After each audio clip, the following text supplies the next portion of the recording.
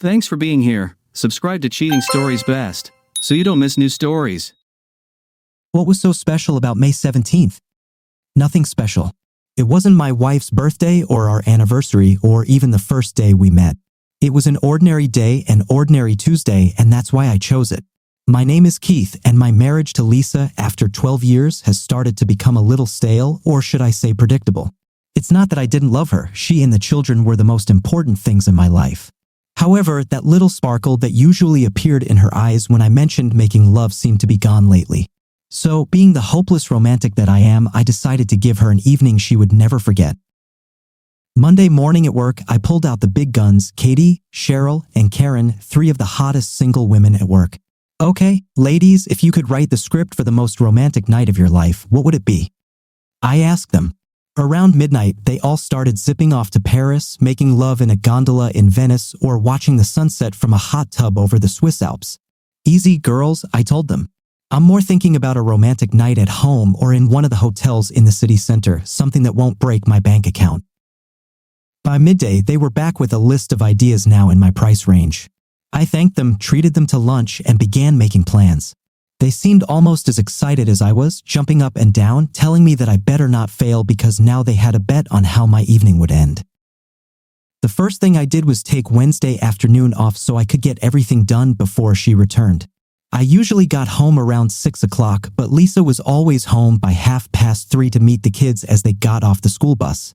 On Tuesday night, I told Lisa that my parents wanted to take the kids to dinner and a show on Wednesday, so they probably wouldn't get home until 8 o'clock in the evening. The kids were even more excited when I told them that I had a surprise for their mom and that they would actually spend the night with their grandparents, who always spoiled them terribly. I left work around 11:30 on Wednesday with my trusty list in hand. Let's see, free time, children with mothers, then a trip to the store. Let's see, a sweet card, tons of good chocolate, and her favorite wine. The girls gave me a complete list of everything that needed to be done, down to the lighting and music to set the mood. The florist looked at me strangely when I asked her for 2 pounds of pink petals, that is until I told her what I was going to do with them. You must love your wife very much if you went to all this trouble for her, she said as I left with the red rose petals in my hand. I finally booked a table for 8 at Lisa's favorite steakhouse. I figured we'd need some food by 8, and if we decided to cancel dinner, I'd make sure we had steaks in the fridge to grill on the patio. Finally, everything began to come together. I returned home, hid the car behind the house, and brought everything into the kitchen. Let's see, 2:30. That gives me an hour to get everything ready, I told myself. Over the next hour, I froze the wine in the freezer, made a huge heart on the bed with rose petals, and using chocolate chips, wrote the words, "I love you," in the center. I filled the garden tub with water and sprinkled the remaining rose petals on top of the bubbling water. On my side of the bed, I placed the wine in an ice bucket, and on her nightstand, I placed a card next to the reading light. I dimmed the overhead light, opened a bottle of wine, and poured 2 glasses. I placed our portable CD player on the dresser and decided that I would turn it on after she entered the bedroom. The last thing I did was take a shower, shave, and strip naked. At exactly 3:25, I heard her car pull up. I was more than ready. I closed the bedroom door, stood at the foot of the bed naked, holding 2 glasses of wine, and waited for her to come upstairs. I heard muffled laughter and what sounded like a group of horses coming up the stairs. As they burst through the bedroom door, yes, I said, they are Lisa and her boss Rick. Do you know how long 4.75 seconds are? It's like one huge sigh when your eyes meet hers, or 3 heartbeats, but it's enough time to kill the romantic mood and destroy a marriage. It took Lisa's brain 1.5 seconds to register that something had changed. When she ran into our bedroom, her shirt was unbuttoned and her bra had already been removed. Her brain then sent an impulse into her voice box, which took approximately 2.0 seconds for her to utter the words, "Oh my God," and finally 1.25 seconds for her to realize she was so to speak. If this wasn't the world record for breaking up a marriage, it should have been at least the second. Rick, seeing what was happening, turned around and ran to the front door. It disappeared in less than 45 seconds. I, on the contrary, watched as Lisa began to cry and fell to her knees. I poured the contents of both glasses onto the bed, went to the closet, and started getting dressed, all the while listening to Lisa tell me how sorry she is and how much she loves me. It took me about 5 minutes to get dressed and tell her it was in her best interest for her to leave before I returned. I went downstairs, got into the car, and drove to the nearest place where I could get a drink. So, I'm sitting at Tony's, finishing my 4th beer, wondering what my next step will be. At 6:30, I returned to my now quiet and empty house. The front door was unlocked and Lisa's car was nowhere to be found. After quickly peeing downstairs, I headed to her bedroom. Everything was almost the same as when I left. The garden bath was working, the wine, the chocolate were there untouched. Lisa's closet was open, as were several dresser drawers. I sat on the bed and tried to put my thoughts in order when my cell phone rang. I turned it off without answering because I wasn't in the mood to talk to anyone right now. I know I have to replace the mattress in the guest room, I told myself when I woke up the next morning. I showered, shaved, and went to work, but on the way to my office, I looked more like a zombie. Well, how did it go? All 3 girls shouted, running into my office. Judging by the way you look, it must have been one hell of a night, Karen giggled, nudging the other 2. Oh, that's how it was, I replied, telling them the short version of last night. What are you going to do? Cheryl asked. To survive and take care of my children, I muttered. So, if you don't mind, please keep quiet about it. I don't want to be the laughingstock of the whole office. I told them they left, telling me how sorry they were and that if I needed someone to talk to, they were always there. I thanked them and closed the office door. Bank accounts, credit cards, life insurance policies, 401k, all were closed or changed by 9:30 a.m. I then called my parents and told them that Lisa and I were having some problems and asked if they could keep the kids until the weekend. They were sad to hear about this and were more than happy to watch the children. Checking my cell phone, I found 20 messages from Lisa. I threw them all away. The lawyer gave me the name of a good lawyer at a reasonable price, if possible, and I made an appointment for Friday morning. You'll never truly know how screwed you are until you spend 2 hours with a divorce lawyer and have him lay out your options or lack thereof. It was your word against hers. Lisa and Rick hadn't done anything yet when you caught them, and you couldn't kick her out of the house because it was her house too. You know what really pissed me off?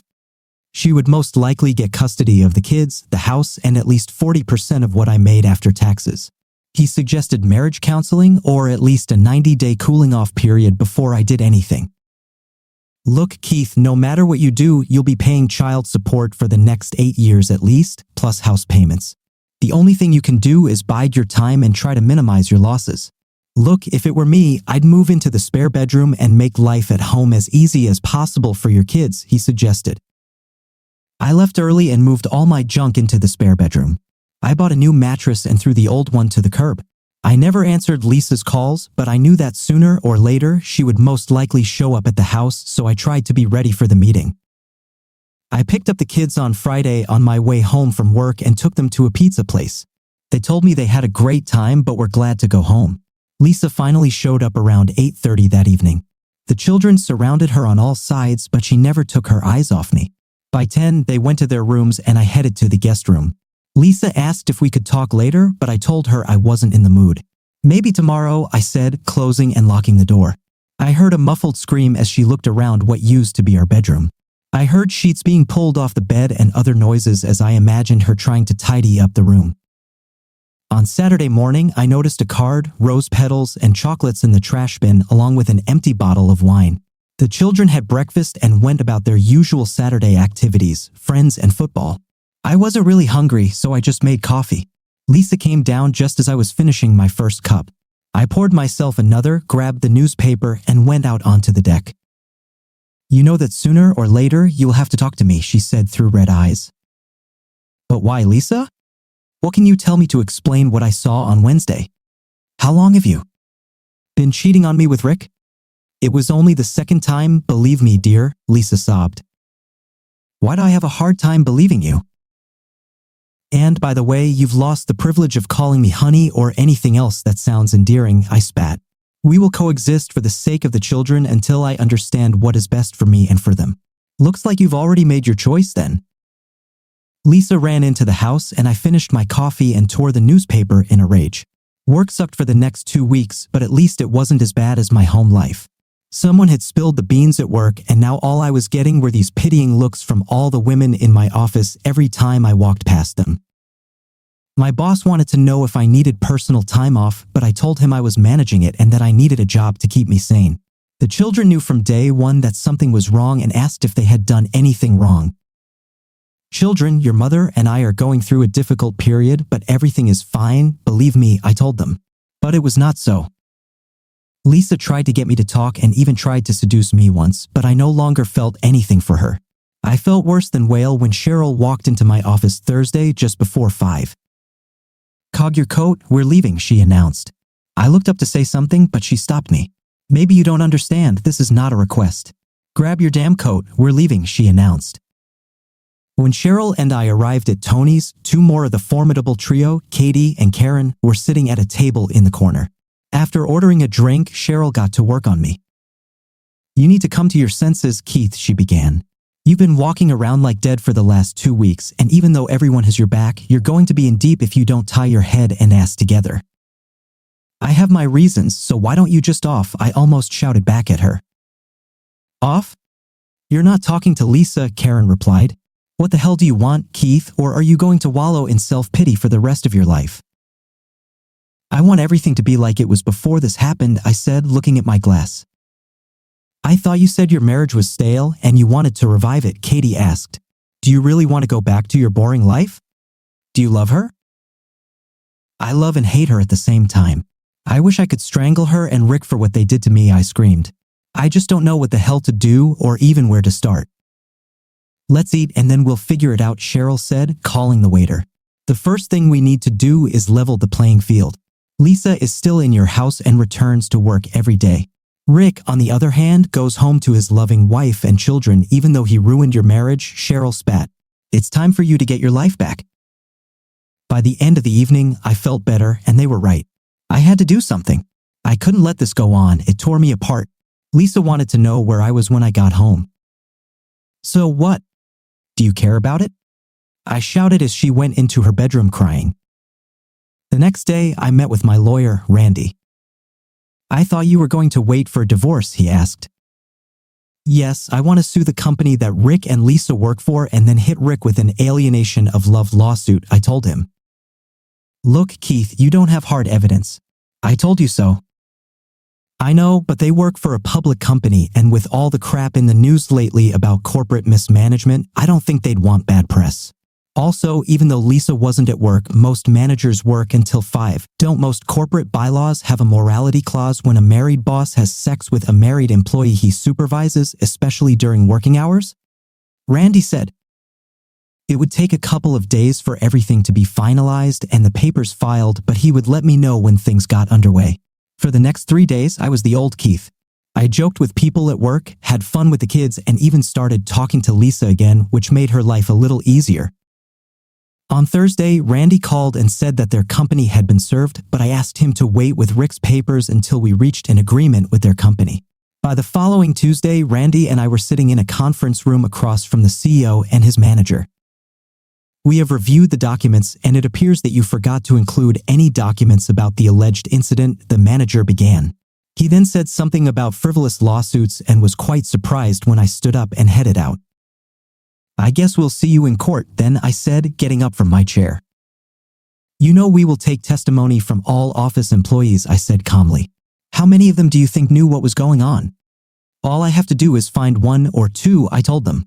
"How many managers do you think will defend Rick when their asses are on the line?"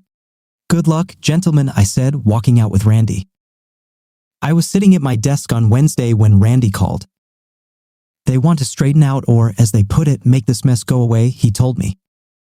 Well, I asked for $250,000, attorney fees, and for them both to be transferred to other state offices. "That should cover everything," I told him.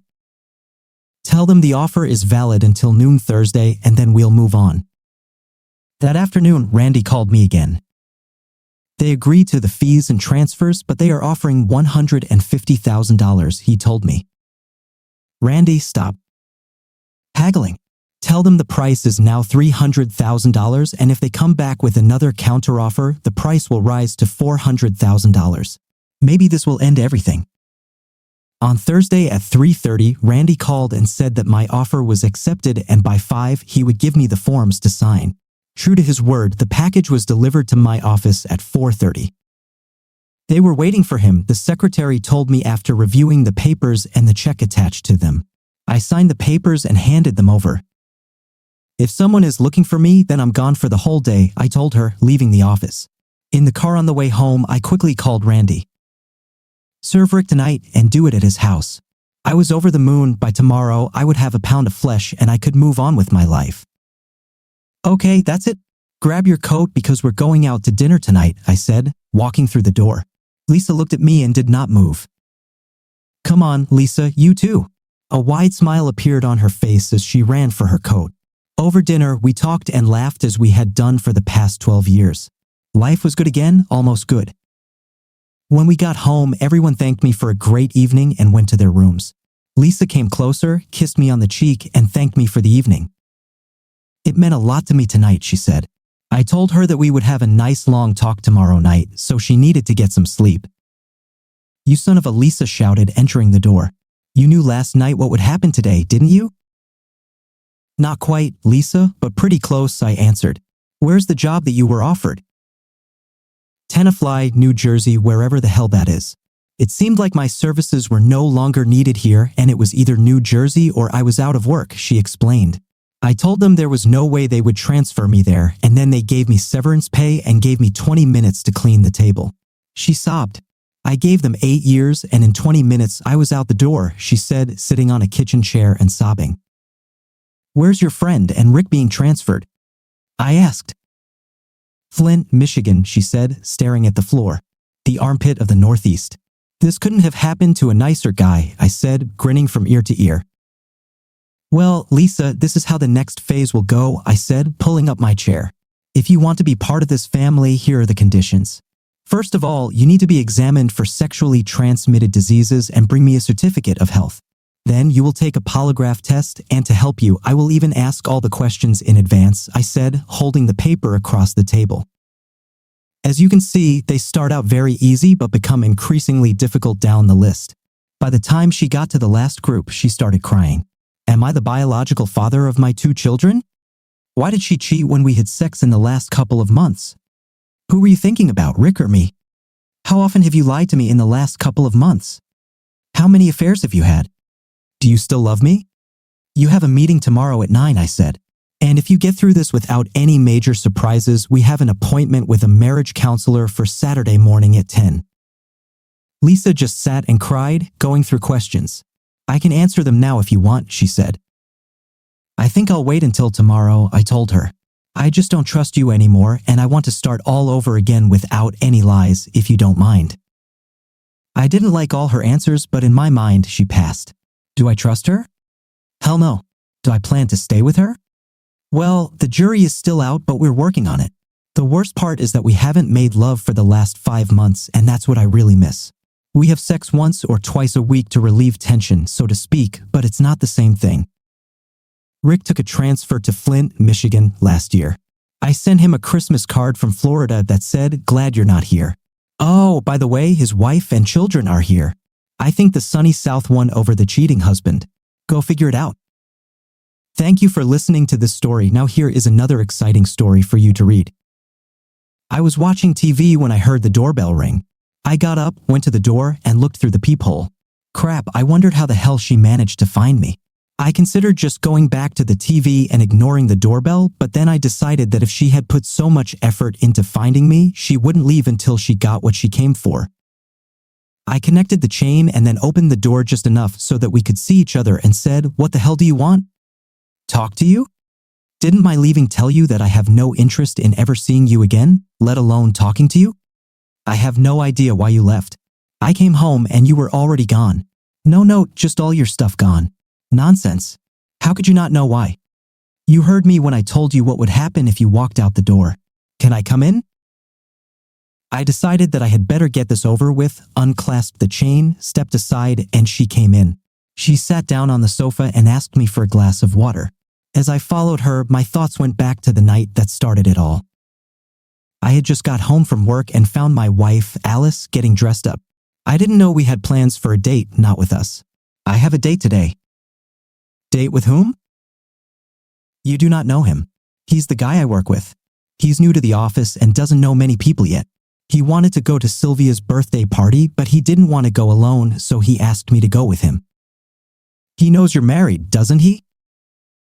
It does not matter. Nothing will happen between us. Besides, I also don't want to go to Sylvia's party alone, and you won't go with me. So I told him I'll go with him. And you know why I won't go. I can't stand being around that in round heels, and I don't want you to have anything to do with her. Get used to it, Sam. She's been my best friend since first grade, and I won't turn my back on her just because you don't like her. I don't like her because she got divorced 4 times, and each time it was because she was caught cheating on her husband. And I don't like going to her parties because of all the illegal drugs she has. So, you think that just because she cheated, I will too? Just because I'm close to her? I think this is very likely. Just look at yourself now. You're in your take-me outfit, a little black dress, getting ready for a date with another man. Obviously dressed for him, and I can only think of one reason to dress so sexy for him. It's disgusting what you say. No, that's not true. What did you wear to the last 2 parties at Sylvia's? I'll tell you in case you forgot. Once there were trousers and a blouse, another time jeans and a sweater. There is no doubt in my mind why you are dressed this way for this party. Sylvia finally convinced you to try someone else. From the snippets of conversations I overheard, I know that she's been trying to get you to join her little orgies for years. I think she finally got what she was looking for. You're wrong. It's not like that at all. It's easy enough to prove that I'm wrong. Don't go. Stay here with me. I can't. Todd is counting on me, and he is more important to you than me. All I can tell Alice is that if you leave, you will kiss your marriage goodbye. Don't be funny. It won't hurt us at all. Don't wait for me, she said, heading towards the door. Goodbye, Alice, I said as she walked out the door. I think she heard the finality in the way I said it, and she hesitated for a second or two and then walked away. Did I overreact? I don't think so. I was good friends with many of the guys in Sylvia's circle, and from them, I learned everything about what happened at Sylvia's parties. After people who didn't want to participate left, the parties turned into orgies. I figured that even though Alice wasn't taking part, she was still around and watching. I also heard Sylvia say to Alice, forget about him, you're married to him. Join in, you know you want to. And that Alice always answered that yes, she wanted to, but she wouldn't because I didn't join. My joining could never happen. I spent countless hours trying to get Alice to break up with Sylvia and stop going to her parties, but I could never get it done because of her relationship with her best friend. I spent a good part of the evening wondering what I should do. I was thinking about divorce, but I really didn't know if Alice would cheat. But could I live with her given her "you, Sam, I'm leaving" attitude? I had what I thought were 7 wonderful years with her. The only bad thing was that she was always hanging out with Sylvia, who I just couldn't stand. She was trash as far as I was concerned, and Alice knew my attitude. The ringing of the bedside phone woke me up, and when I sat up, I saw the time on the alarm clock and wondered who would call me at 1 in the morning. Hello? Hey, idiot. Did I wake you up? What do you want, Sylvia? I'm just calling to let you know that your wife has finally found a real man. What the hell are you talking about? Just what I said. Alice found herself a real man, a man who can give her what she really needs. Now just listen. And I heard the sounds of people having sex, and then I heard, oh God, yes. Take me, please. Take me harder. The voice was my wife's. I hung up. 30 seconds later, the phone rang again, and I knew who it would be, so I picked it up and dropped it on the floor. One of the benefits of living in an apartment is that you don't accumulate a lot of stuff because you have nowhere to put it. I had everything I wanted packed and out of the truck in just over an hour. I was at the motel by 3 and at the bank by 9 o'clock when the doors opened. I cleared all the accounts and then went to my job and told Jake I was quitting without notice and why. He said he understood, wrote me a final check, helped me load the tools, said he could give me recommendations, and wished me well. My phone has been ringing since 7 o'clock and all the calls were from Alice. Finally, I turned it off and made a mental note to get a new number. Then I changed my mind. I didn't know if Alice would be able to get a new number from our cell phone provider or not. I decided to throw the phone in the trash and buy a track phone from Walmart. I didn't have to do anything with credit cards since Alice and I didn't have any cards together. She had 2 in her name and I had 3 in mine. By 10 o'clock, I was already on my way to a destination that I had not yet determined. All I knew was that it had to be miles away from Alice. I finally landed in Castle Rock, Colorado. I found a job in my field and settled down to start a new life. If there was a divorce, she would know where I am. In a year, she could use the refusal as a reason.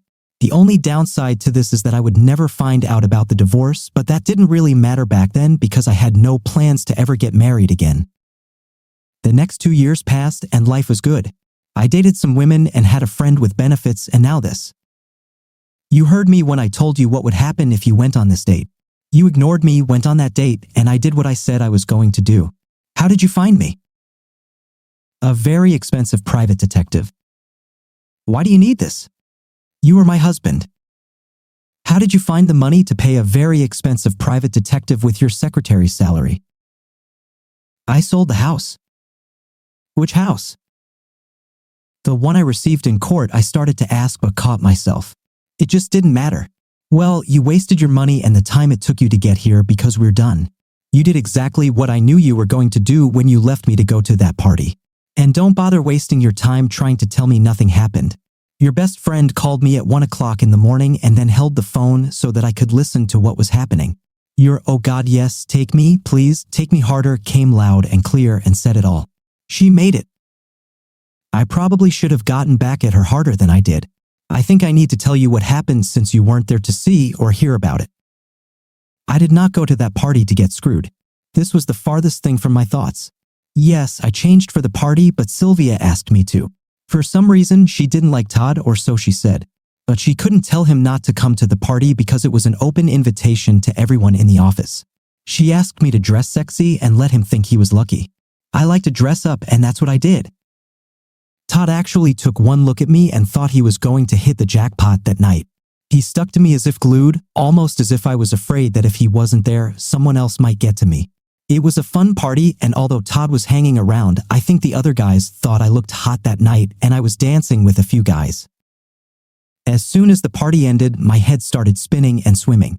Sylvia told me that I had drunk too much that night, and she put me to bed in one of her spare bedrooms. I don't know how or when it started, but I gradually realized that they were making love to me. I thought I was home in bed with you until I heard someone say, "Hurry up, okay, I'm next." I looked around and saw Sylvia on the bed next to me. Todd and Ben Grady. I saw several other guys standing around naked. One of them was obviously going to be next. You know me, Sam. You know how I feel when we make love. I get lost, I become a sex machine. I don't know how many of them did this to me before I passed out. The next morning, I woke up next to Bob Flanagan. He lay leaning on his elbow and looked at me. I saw the expression on his face and asked what. I just never thought you'd cheat on Sam. Glad you did it, though. I hope to see you again. But I slapped him on the cheek, got dressed, and went to the hospital. They tested me and found traces of rohypnol and ecstasy in my blood and then called the police. While I was waiting for the police, I tried to call you, but I didn't get an answer. I realized why I couldn't contact you when I returned home and found you gone. When the police talked to me, I told them everything I knew and what little I remembered. The first person they talked to was Flanagan, and he told them he had no idea I was drugged and high and he didn't think about taking me. But that's what always happened at Sylvia's parties, and I knew it and had even stood up before, nearby, and watched. He said that he decided that I had finally decided to try. He told them the names of all the guys he knew who had sex with me that night. The police thought Todd must have been part of what happened to me that night, and when they got on him, he rolled over and told them it was all Sylvia's doing. She knew I was hesitant about joining, so she decided to push me. She decided that once the illicit drug wore off, I would still continue and I would enjoy it and want to do it again. She was right about that. I really liked it. But here's where she screwed up. She didn't pay any attention to the fact that I told her over and over again that I wouldn't join without you. You had to agree to this, otherwise I wouldn't have done it. As soon as I was done with the hospital and the policeman took me home, and I realized why I couldn't call you. I broke down and cried for 2 days, and then I called a lawyer and filed a lawsuit against everyone who was at that party and who offended me. Most of the lawsuits were thrown out because they all said the same thing Flanagan said, but the lawsuits against Sylvia and Todd were valid because the two of them conspired against me. I won my claims, but Sylvia had nothing but her house. So they asked me if I would agree to it. She owed $30,000 on it, but with what I got from Todd, I was able to pay it off, and then I sold it. As soon as I had money from selling the house, I hired a private investigator, and here I am. And you spent your money on a private detective and the time it took you to get here. For what? So that we can be together again? I love you and belong to you. You would be smarter to spend your money on a lawyer to get a divorce. You could use abandonment as a basis. I don't want a divorce, Sam. What you want or don't want doesn't matter to me anymore, Alice. I didn't do it of my own free will, Sam. I was drugged, I was high.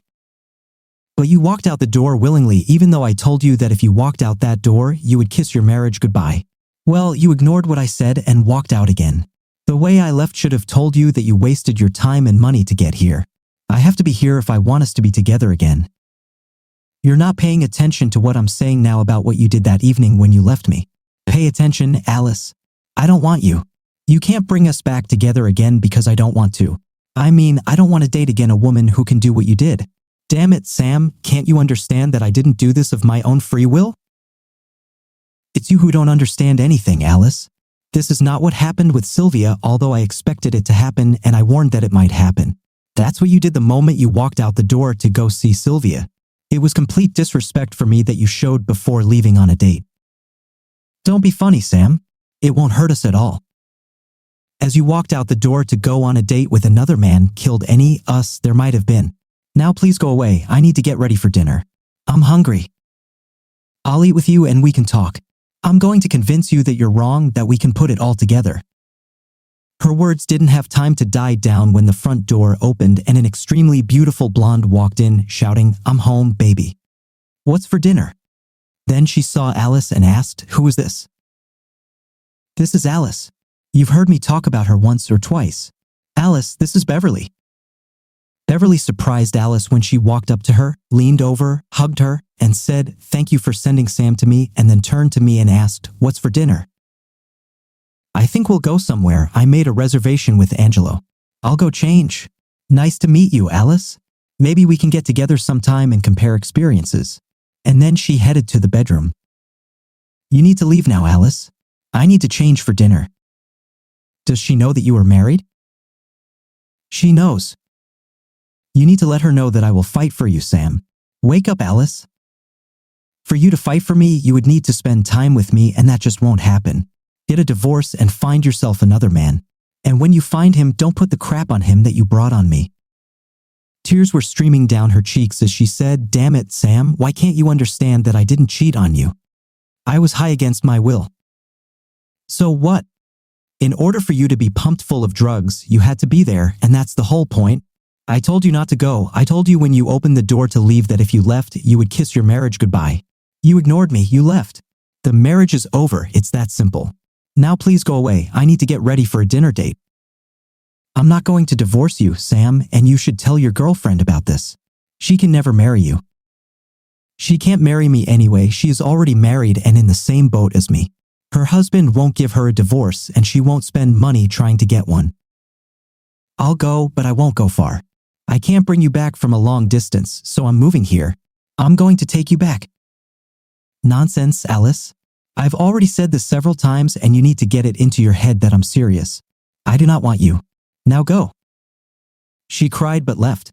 Bev walked into the room and she looked radiant. "Why aren't you ready?" "I decided not to go. No, it just took me longer to get rid of it than I thought." "Is she gone forever?" "It must be. I made it clear to her that I wanted nothing to do with her." "That's good because I'm not going to let you get away from me." I smiled at this and said, 10 minutes and I'll be ready. Dear viewers, thank you for staying with us and supporting our channel. See you again.